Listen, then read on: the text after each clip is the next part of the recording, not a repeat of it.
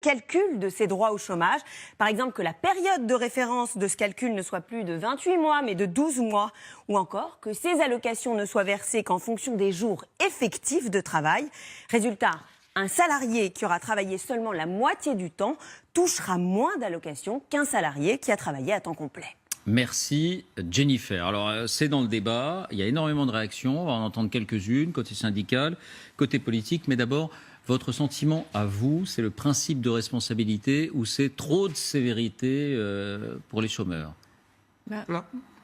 Si on doit parler du donnant-donnant, puisque c'était vos termes, et de la responsabilité des chômeurs, il est important effectivement qu'un chômeur justifie de sa recherche d'emploi et qu'il soit indemnisé à la hauteur de ce pourquoi il a contribué.